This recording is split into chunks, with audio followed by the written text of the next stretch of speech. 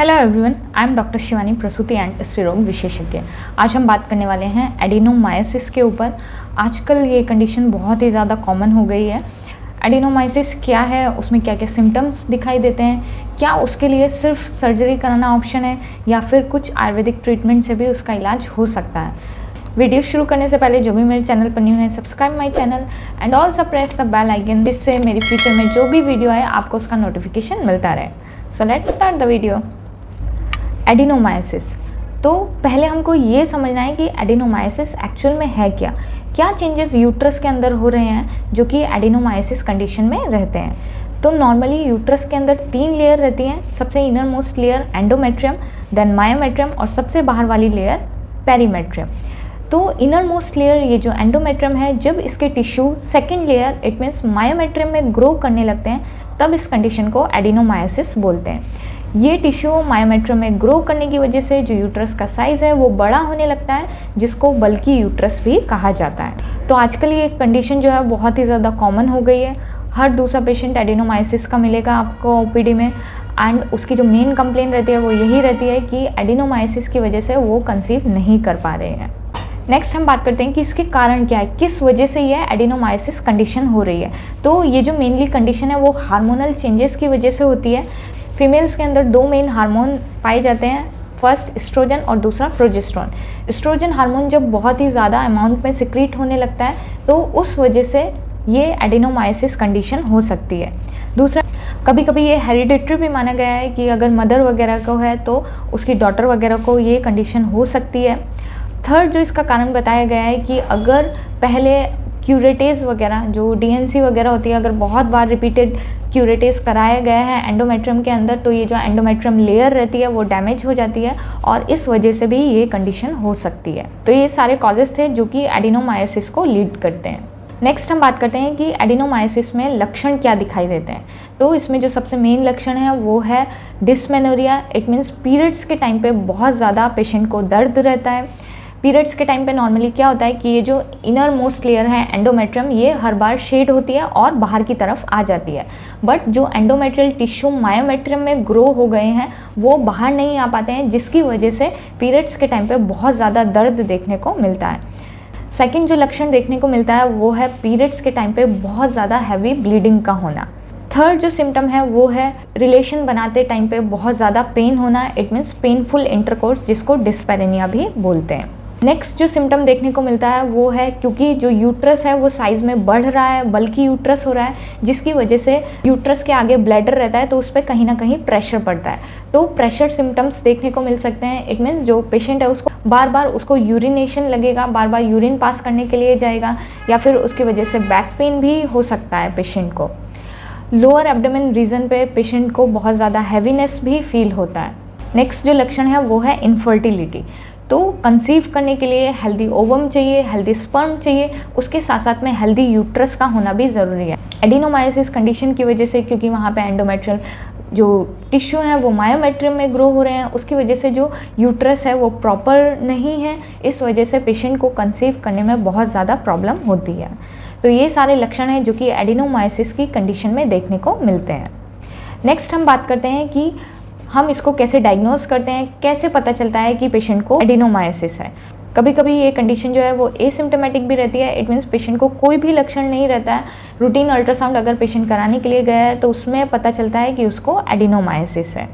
तो इसको जो डायग्नोज करते हैं वो अल्ट्रासाउंड के थ्रू करते हैं। अल्ट्रासाउंड में दिखाई देता है कि जो सेकंड लेयर है मायोमेट्रियम में कुछ चेंजेस हो रहे हैं, उसके साथ साथ में बल्कि यूट्रस भी लिखा रहता है। इट मीन्स जो यूट्रस का साइज़ है वो बड़ा हो रहा है। नेक्स्ट हम बात करते हैं इसके ट्रीटमेंट के बारे में। तो ट्रीटमेंट में क्या सिर्फ सर्जरी कराना ही ऑप्शन है? सर्जरी के थ्रू ही इसको ठीक किया जा सकता है? तो बिल्कुल नहीं। आयुर्वेद में लॉट्स ऑफ मेडिसिन है। इवन आयुर्वेद में बहुत सारे प्रोसीजर भी हैं जो कि इस एडिनोमायोसिस कंडीशन को पूरी तरीके से ठीक करने में सक्सेसफुल हैं। तो अगर आप आयुर्वेद को as your first choice of treatment choose करेंगे तो यहाँ पे आपके लिए ज़्यादा बेनिफिशियल रहेगा। एडिनोमायोसिस के लिए सर्जरी के लिए जाते हैं तो उसमें कोई बेनिफिट नहीं है। ये जो कंडीशन है वो 3-4 मंथ्स के बाद दोबारा से रीअकर हो जाती है। अगर आपको सर्जरी में जाना ही है तो डेफिनेट ट्रीटमेंट इसका हिस्टेरेक्टमी है। इट मीन्स यूट्रस को रिमूव कर देना। बट अगर आपकी एज कम है, आप कंसीव करना चाहते हैं, आपकी फैमिली अभी कंप्लीट नहीं हुई है, देन आपको Ayurveda as a first choice आपको चूज़ करना चाहिए, क्योंकि आयुर्वेद में इसका कंप्लीट क्योर है। आयुर्वेद में हम इसके लाइन ऑफ ट्रीटमेंट की बात करें तो आयुर्वेद में ये जो कंडीशन है वो तीनों दोष के इम्बैलेंस की वजह से होती है, और उसमें भी जो मेन दोष है वो है वात दोष का इम्बैलेंस होना। वात में भी जो अपान वायु रहती है, जब उसका इम्बैलेंस होना शुरू हो जाता है, उस वजह से ये एडिनोमाइसिस की कंडीशन देखने को मिलती है। आयुर्वेद में जो है वो कई तरीके से हम इसको मैनेज कर सकते हैं। तो एक तो हमको ये देखना है कि पेशेंट की जो एडिनोमाइसिस की सिचुएशन है वो कैसी है, माइल्ड फॉर्म में है, मॉडरेट फॉर्म में है, या बहुत ही ज़्यादा सीवियर फॉर्म में है। अगर पेशेंट की जो कंडीशन है वो अभी शुरू हुई है तो वो सिर्फ मेडिसिन से भी ट्रीट किया जा सकता है। बट अगर उसको ये जो कंडीशन है वो बहुत ज़्यादा टाइम हो गया है तो उसके लिए बहुत सारे प्रोसीजर भी आते हैं, then we can go for that procedure. Next हम बात करते हैं कि क्या मेडिसिन है जो कि हेल्प करती हैं इसको ट्रीट करने में। तो यहाँ पे जो आयुर्वेद के अकॉर्डिंग लाइन ऑफ ट्रीटमेंट है वो है कि सबसे पहले हमको पेशेंट को रक्त संबक ड्रग देनी है। इट मीन्स ऐसी ड्रग्स जो कि हेल्प करें, क्योंकि इसमें पेशेंट को मेन कंप्लेन हैवी ब्लीडिंग की भी रहती है, तो पेशेंट की जो ब्लीडिंग है वो कंट्रोल हो सके। तो सबसे स्टार्टिंग में रक्त संबक ड्रग्स दिए जाते हैं। उसके साथ साथ में लेखनीय ड्रग्स बताए गए हैं। लेखनीय ड्रग्स जो है वो हेल्प करते हैं कि ये जो एक्स्ट्रा ग्रोथ हो रही है एंडोमेट्रियम की मायोमेट्रियम में, उसको रिमूव कर सकें। नेक्स्ट, अगर पेशेंट को ये जो एडिनोमाइसिस की कंप्लेन है वो बहुत ही ज़्यादा टाइम से है, ये जो एडिनोमाइसिस की कंडीशन है वो बहुत ही सीवियर कंडीशन में है, देन हम उस पेशेंट में पहले प्यूरिफिकेशन थेरेपी कराते हैं, जिसको शोधन थेरेपी भी बोलते हैं। उसमें हम पेशेंट को विरेचन थेरेपी करा सकते हैं, जिसको पर्गेशन थेरेपी बोलते हैं। विरेचन के साथ साथ में बस्ती जो प्रोसीजर है वो भी बहुत ज़्यादा हेल्पफुल रहता है एडिनोमाइसिस की कंडीशन में, क्योंकि बस्ती जो है वो मेन चिकित्सा है इस वात को बैलेंस करने के लिए। तो यहाँ पे अगर हम बस्ती चिकित्सा पेशेंट को देंगे तो उससे बहुत ही ज़्यादा बेनिफिट पेशेंट को मिलता है। तो पहले ये प्यूरिफिकेशन थेरेपी कराई जाती है, शोधन चिकित्सा दी जाती है, उसके बाद में 3-4 मंथ्स पेशेंट को मेडिसिन दिए जाते हैं, जिसके बाद पेशेंट जो है वो कम्प्लीटली क्योर हो जाता है एडिनोमाइसिस की कंडीशन से, और पेशेंट बाद में नेचुरली कंसीव भी कर सकता है। बहुत बार ऐसा भी देखा गया है कि पेशेंट जो है वो एडिनोमाइसिस के लिए सर्जरी कराते हैं, उसके बाद IVF ट्रीटमेंट के लिए जाते हैं, बट उनको कोई भी बेनिफिट नहीं मिलता है। तो IVF प्रोसीजर के लिए भी जो यूट्रस है उसका हेल्दी होना बहुत ज़्यादा ज़रूरी है। अगर आप इसी सिचुएशन में IVF भी कराएंगे तो उसके कोई सक्सेस रेट आपको नहीं मिलेंगे।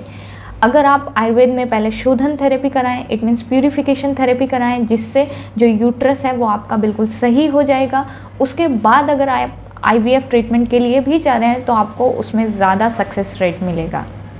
तो आयुर्वेद में बहुत सारे ऑप्शंस हैं, बहुत सारी मेडिसिन्स हैं जो कि एडिनोमाइसिस कंडीशन को कम्प्लीटली क्योर कर सकती हैं। तो अगर आपको एडिनोमाइसिस की कंडीशन है, आप उसकी वजह से कंसीव नहीं कर पा रहे हैं, तो आपको चिंता करने की बिल्कुल भी ज़रूरत नहीं है। आप आयुर्वेदिक ट्रीटमेंट कराएं और उससे आपको 100% बेनिफिट मिलेगा।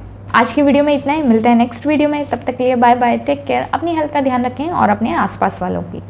और अगर आपको एडिनोमाइसिस से रिलेटेड कोई भी क्वेरी है तो आप कमेंट बॉक्स में लिखकर पूछ सकते हैं। एंड लास्ट, मेरी वीडियोस को लाइक एंड शेयर करना बिल्कुल भी ना भूलें।